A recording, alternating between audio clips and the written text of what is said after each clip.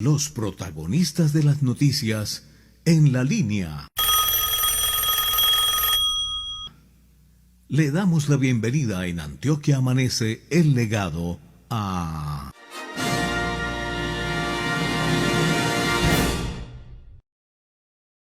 Ya a esta hora 7:25 de la mañana saludamos a Mauricio Urquijo, profesor universitario, y está con nosotros aquí en Antioquia Amanece el Legado. Profesor, buenos días, bienvenido. Buenos días.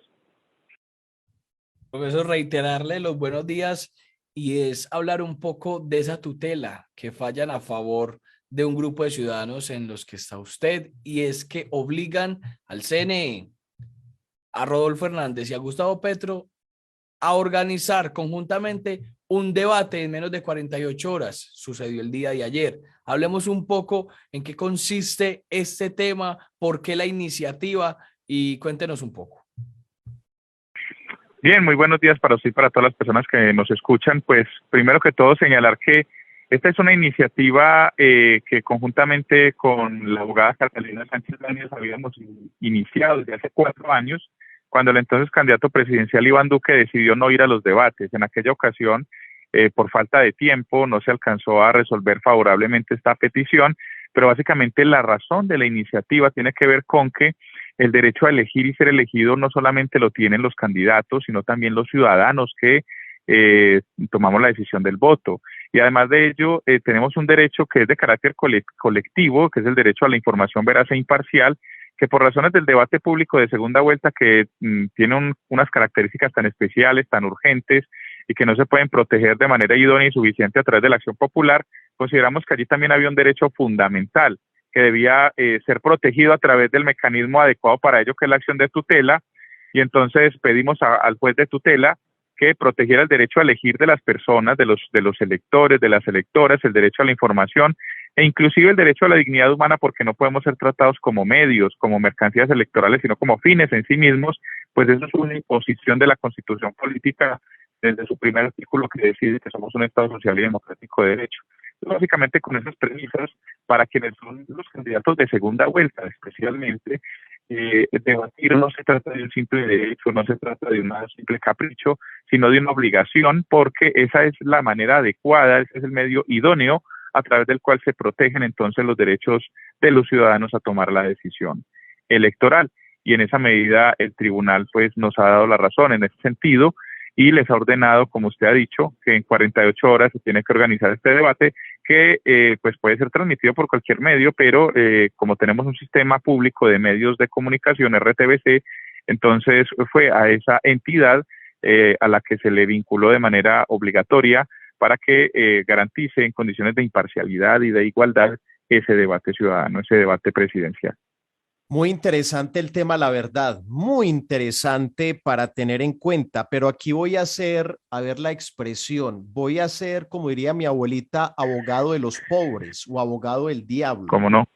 Uy, no, parecía, no, abogado de los pobres mejor, ese otro suena muy feo. En su momento, para las elecciones a primera vuelta, ¿por qué no presentaron esta acción de tutela? Se lo digo por qué, porque Rodolfo Hernández igual no iba y porque algunos de los candidatos a la presidencia no los invitaban y pedía que los invitaran. ¿Por qué esperaron hasta este momento y no antes en primera vuelta hacerlo? Claro, lo que pasa es que en este momento la situación de necesidad de la información aumenta. En este momento el debate tiene muchísima más conexión íntima con el derecho, con los derechos fundamentales que en la primera vuelta. Las probabilidades de viabilidad o de éxito de la acción de tutela aumentan de manera sensible cuando no son muchos candidatos, sino que ya, digamos, el abanico electoral se ha reducido únicamente a 2. Ya no tenemos la posibilidad del voto en blanco, por ejemplo.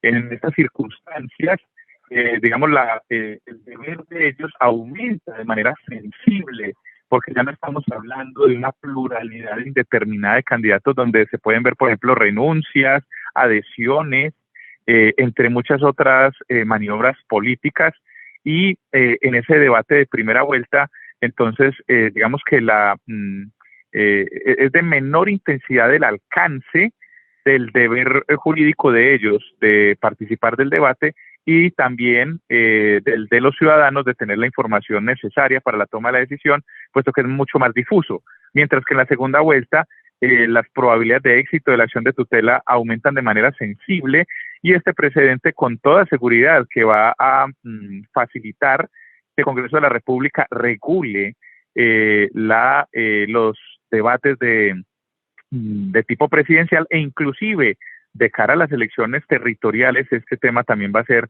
de significativa importancia, pese a que no hay segunda vuelta, puesto que habrá necesidad de auscultar bajo qué condiciones, cuántos candidatos y en qué concretas situaciones electorales pues debe materializarse esta prerrogativa ciudadana.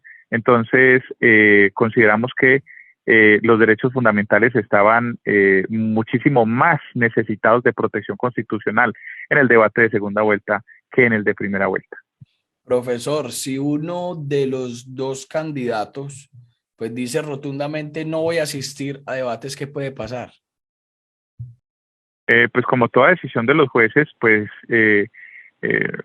puede ser susceptible de cumplimiento o incumplimiento. En caso de incumplimiento, ya la Constitución establece sanciones. La acción de tutela tiene el desacato, que puede conducir a sanciones desde las pecuniarias hasta el arresto, y además de ello puede el candidato incurrir en un delito que puede ir desde fraude a resolución judicial hasta otro tipo de conductas, pero lo importante además de esto es que el tiempo en el que podrían aplicarse esas sanciones es tan reducido que es a la ciudadanía la que le tocará en últimas, a través de, digámoslo así, el control ciudadano y político, castigar al candidato que decida no solamente violar la Constitución y la ley, sino también la orden de un juez de la República. Entonces es el domingo donde los ciudadanos podemos ir a castigar y a sancionar a ese candidato que decidió violar nuestros derechos fundamentales. Uno entiende que el voto es privado, es secreto y cada quien tiene su derecho de decir voy a votar por este, voy a votar por otro. Discúlpeme que me le meta en su casa. ¿Usted por quién va a votar y por qué? Bueno, yo en la primera vuelta presidencial voté en blanco porque tengo muchas dudas en torno a el manejo de los temas de corrupción por parte de ambos candidatos. En el caso de Rodolfo Hernández, por su vinculación personal con hechos de corrupción supremamente graves, y en el caso de Gustavo Petro por las personas que le rodean, que no ha sido suficientemente claro en decir cómo va a impedir que ellos se tomen espacios de poder importantes en un eventual gobierno. Entonces, en esas condiciones, a mí me gustaría mucho ver cuáles son las resultas de un debate electoral en el que ellos se planteen de cara al país, cuáles van a ser las garantías que vamos a tener nosotros en los temas de transparencia, en los temas de corrupción, porque para mí no es suficiente lo que ellos deciden de manera voluntaria decir o no decir en sus redes sociales, donde además, como hemos visto, todo hace parte de estrategias de marketing que en últimas lo que hacen es tratarnos a nosotros como mercancía electoral y no como lo que verdaderamente somos, y es fines en sí mismos y objeto esencial de la democracia. Entonces yo todavía no he tomado mi decisión. Ya. Oiga, profe, finalmente de parte mía, en estos días tuve la oportunidad de eso de las 6:30, 7 de la noche recoger, y lo voy a decir abiertamente, a mi hijo que estudia en la Universidad de Antioquia y vi algunos desmanes. Ha habido mucho desmán por estos días, porque yo no sé si es que algunos medios, y aquí debe haber mea culpa, porque igual somos en Antioquia Amanece legado medios de información y de comunicación, como que no han sacado a la luz pública lo que ha venido pasando en la Universidad de Antioquia. ¿Tiene que ver esto con las votaciones o usted qué sabe? ¿Qué ha escuchado?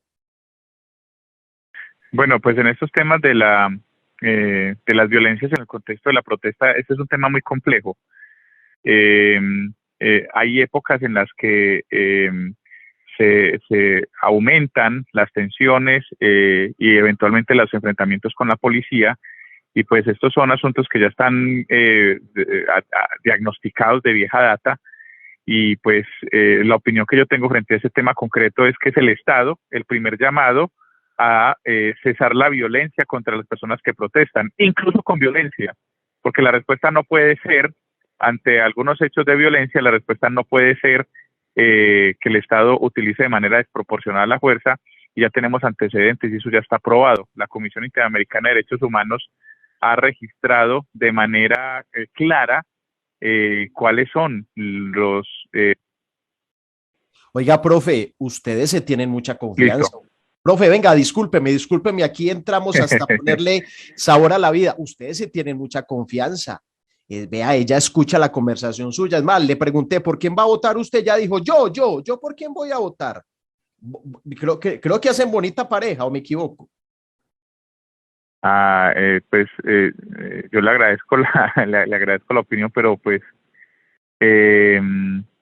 nosotros, a ver, con todas estas cosas de las tecnologías, acá tenemos digamos, un ecosistema de aparatos, y en este momento, como nos están buscando de varias partes para tener información sobre el tema de la tutela, que fue iniciativa de ella, por cierto, desde hace 4 años, entonces tenemos aquí algunos cables cruzados, pero sí trabajamos en un contexto de completa confianza, no solamente en la relación personal, sino también en la profesional. Excelente. Bueno, creo que ella, no sé si ella le alcanzó a cantar el voto. Yo, pues, como le digo, estoy nomás a votar por Gustavo Petro, pero repito, para mí no ha sido suficiente, porque no solamente uno vota con base en lo que los candidatos dicen, pero también en lo que no dicen. Y esta es la hora que yo también estoy esperando, que Gustavo Petro diga quiénes van a ser sus ministros, que nos diga si estas personas cuestionadas, si toda esto, por ejemplo, toda esta cantidad de corruptos de la alcaldía de Medellín se van a reencauchar políticamente en el gobierno de Gustavo Petro. Si todas estas personas que han sido cuestionadas en el pacto histórico, pues van a tener algunos filtros va a haber límites éticos. Él ha hablado de algunos, como por ejemplo los que están imputados se retiran, pero los ciudadanos necesitamos saber más cosas, porque en este momento no vamos a votar por el candidato que queremos, sino de alguna manera por el menos malo. Entonces sí necesitamos información para eso. Ahí está la información entonces con Mauricio Urquijo, docente de la Universidad de Antioquia. Profesor, muchas gracias y un feliz día para usted. Igual, un abrazo para usted y los oyentes.